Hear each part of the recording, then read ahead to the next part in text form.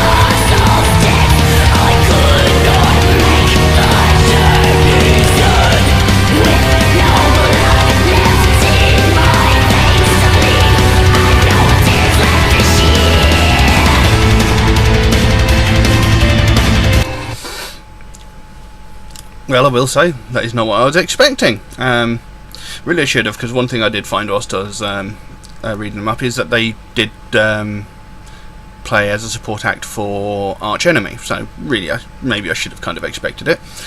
But again, another female fronted band with harsh vocals, and for some reason a lot of people, when they see a woman doing harsh vocals, they're like, oh my god, this is so amazing. I'm not sure why people find it so amazing. I mean, anybody can do it. I mean, sure, it takes skill and talent to do it without absolutely wrecking your throat. It took me years learning how to do it without absolutely wrecking my throat. And you know, anybody can do it. It's doing harsh growls and, you know, screams like that. Why do most people seem to think it's only a guy thing? I don't get it. There was a little bit of a cleaner female voice in the background that was just sort of, it was just general vocalizations, which kind of reminded me a little bit of the sound of Lacuna Coil. Just the female vocalizations in the background, they were quite quiet. But anyway, musically and vocally, very impressive. I quite like it so far. Just going by, well, even just by the opening line, this would appear to be dealing with the dealing with death in a manner of speaking. The first line of the track is there is no afterlife. You know, and I'm imagining that's probably painting the scene for the rest of the track. And that's all it seems to be. Because it's like, behold the portal to the light, a tale of hope for those to die. So it's like, you know, the old thing of, you know, the light at the end of the tunnel. You know, you see the light, walk towards the light, and it's basically a symbol of, you know, impending death.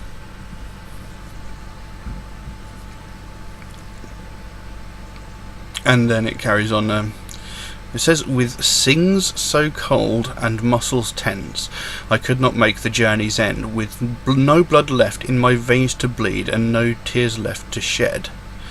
Never had I felt so alone, taste this bitter darkness. So,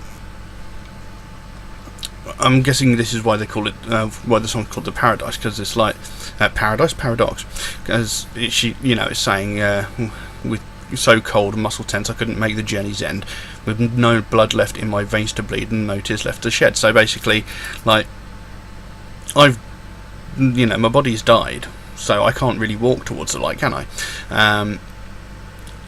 And there's never have I felt so alone, taste this bitter darkness. It's like everybody, well, not everybody, many people of specific religions and faiths and otherwise have this vision of like going to heaven or going to hell, and you know, like, you go to heaven, you meet all your friends, your family, you spend an eternity drinking and eating ambrosia and all this wonderful stuff, or you go to hell and you meet all the people who actually did interesting stuff in their life. You know, there's this vision of an alternative world, whereas in reality it's just darkness. You know, you die, that's it, kaput, done, finished. So it's like, never had I felt so alone. So, you know, yeah, you're not going to meet your friends or your family. You die, your spirit dies, everything dies, boom, that's it, kaput, finished. It's like a blown light bulb. You know, it's never going to turn on again. The light bulb has no purpose after that, does it? Really. So, yes, it's a sort of paradox where it's sort of like, I'm conscious of the fact that there's nothing there anymore, but there isn't anything there anymore. That's what it seems to be to me at the moment. Anyway, let's carry on.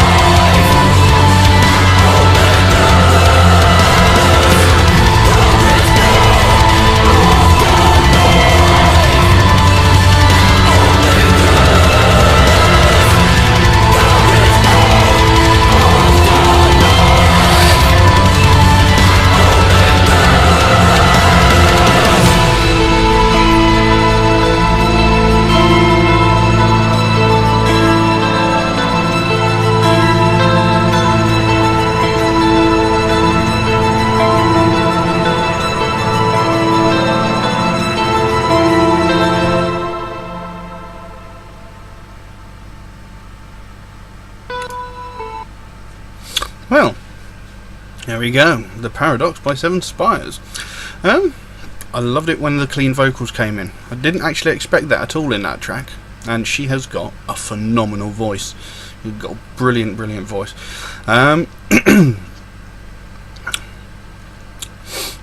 Just reading some more of these other lyrics, it could also be suggesting, you know, the paradox itself could be the fact that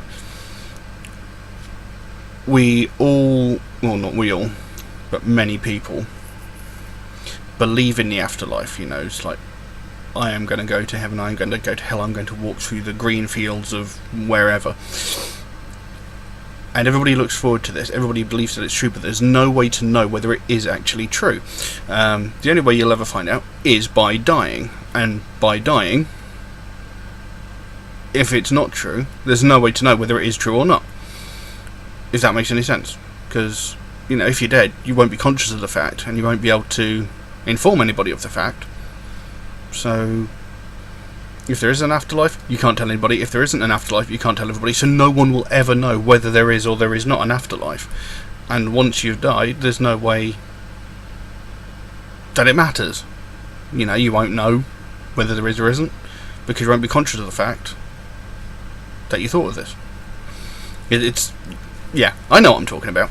I might just be rabbiting on and talking absolute but, yeah. Because, I mean, there's the line there. This universe of emptiness that lies within us, that we lie within and reside in awe and wonder, stretching through matter and time unending, a beautiful mystery eternally unsolved. So it's like, you know, we live within a plane of existence where we can't possibly know anything that's beyond it. And when we do go beyond that plane of existence, there's no way of relaying to the previous plane of existence that said next plane exists. So, you know, it's eternally unsolved.